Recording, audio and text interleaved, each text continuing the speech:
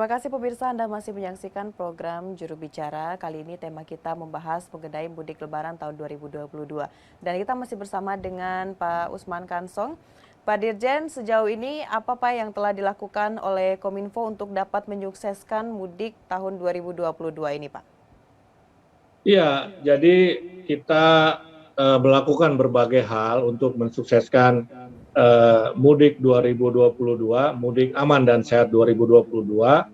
Ya sesuai dengan tugas dan fungsinya, ya Kominfo paling tidak melakukan dua hal. Nomor satu adalah komunikasi publik, nomor dua adalah mempersiapkan infrastruktur telekomunikasi dan informatika. Ya, jadi supaya kalau untuk yang nomor dua itu orang tidak sulit untuk berkomunikasi dengan siapapun, dengan keluarganya yang ditinggalkan saat mudik misalnya, atau dengan keluarga lainnya yang tidak bisa dijangkau secara fisik, maka dia bisa berkomunikasi, bisa bersilaturahmi dengan menggunakan sarana internet misalnya, atau telekomunikasi.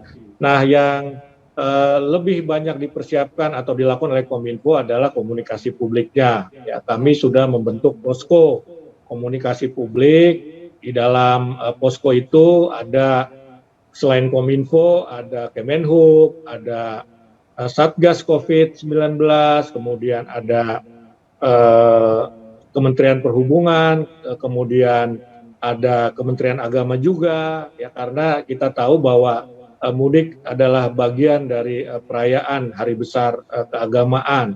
Kemudian juga dengan Polri kita berkoordinasi, khususnya Korps Lalu Lintas Mabes Polri.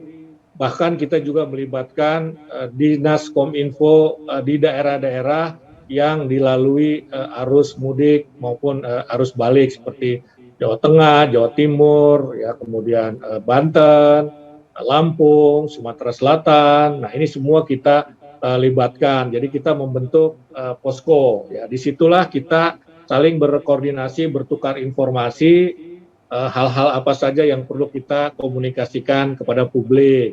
Di situ kita membuat konten-konten komunikasi publik buat masyarakat dalam bentuk digital, apakah itu berupa imbauan, apakah itu berupa pengaturan, apakah itu berupa jadwal, misalnya jadwal satu arah begitu di jalan tol.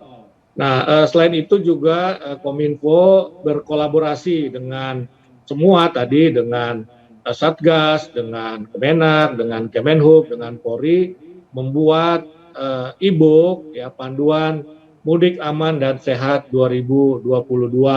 Ya, dalam panduan itu, dalam e-book itu selain dalam bentuk link, ada bentuk e-book itu kita cantumkan panduan-panduan, tips-tips ya bagaimana mudik yang aman dan sehat. Kemudian di situ juga ada peta ya, posko-posko mudik ya, kemudian juga ada jadwal ganjil genap, jadwal satu arah, kemudian juga ada bahkan peta kuliner misalnya ya. Ini semua ada di dalam buku tersebut, bahkan juga berisi pengetahuan di e-booknya, sejarah mudik ya itu seperti apa. Jadi buku itu kira-kira ya semacam ensiklopedia mudik lah begitu ya, kira-kira begitu. Nah, dengan mengakses buku ini kita berharap masyarakat bisa menuntun masyarakat untuk melakukan mudik yang aman dan sehat.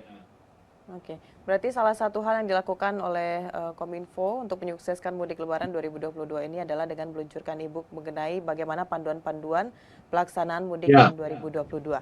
Baik, Pak Dirjen, sejauh ini apakah dengan dikeluarkannya e-book tersebut masyarakat sudah dapat secara kita katakan 100% sudah ada semua informasi mengenai mudik lebaran tahun 2022 di e-book tersebut, Pak? Ya, jadi e-book ini bentuknya living document. Ya, living document artinya dia terus kita perbaharui kontennya. Kalau ada informasi yang kami rasa perlu untuk diinfokan ke masyarakat, maka akan diupdate kontennya ya untuk bisa diakses oleh masyarakat. Jadi kita terus mengupdate semua perkembangan, semua informasi yang bermanfaat yang perlu diketahui oleh masyarakat peserta atau pelaku mudik ini akan kita terus perbaiki ya, kita update, ya kita tambah lagi informasinya begitu. Ya, baik. Pak Dirjen, saya sempat membaca di e-book tersebut ada yang membahas mengenai transportasi pada saat mudik Lebaran 2022. Kita bahas sedikit, Pak, sejauh ini apakah moda transportasi yang disiapkan oleh pemerintah untuk mudik 2022 ini kira-kira sudah mencukupi atau mungkin akan ada lagi tambahan nantinya, Pak? Ya, jadi memang dengan hasil survei 85,5 juta orang yang akan mudik, ini kan kita identifikasi juga ya berapa yang akan menggunakan transportasi udara, Ya. berapa yang akan menggunakan transportasi laut, berapa yang akan menggunakan transportasi umum darat, dalam hal ini kereta dan bus. Nah, dari situ kemudian kita sesuaikan dengan jumlah armadanya, katakanlah seperti itu. Ya, jadi sejauh ini sudah kita sesuaikan. Ya, penambahan-penambahan sudah kita lakukan dalam konteks menyesuaikan dengan hasil survei jumlah pemudik yang akan menggunakan transportasi tersebut. Nah, dalam mudik tahun ini sesuai dengan hasil survei itu yang terbanyak menggunakan transportasi darat pribadi gitu ya. Apalagi yang menggunakan pribadi ini lebih banyak dibandingkan dengan yang lain-lain.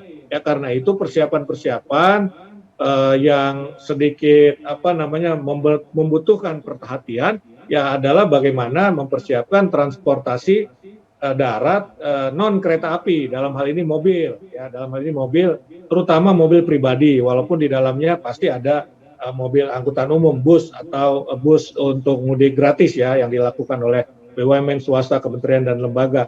Nah, persiapan pengaturan lebih banyak dilakukan di situ. Misalnya tadi ganjil genap, satu arah itu kan dalam konteks menyesuaikan ya dengan banyaknya orang yang mudik menggunakan transportasi darat atau mobil pribadi begitu. Kalau boleh dikatakan persiapannya sudah memadai semuanya ya begitu. Baik jumlahnya maupun sarana-sarana pendukung lainnya. Misalnya kalau untuk transportasi darat kan sarana pendukungnya itu kan jalan tol misalnya begitu loh.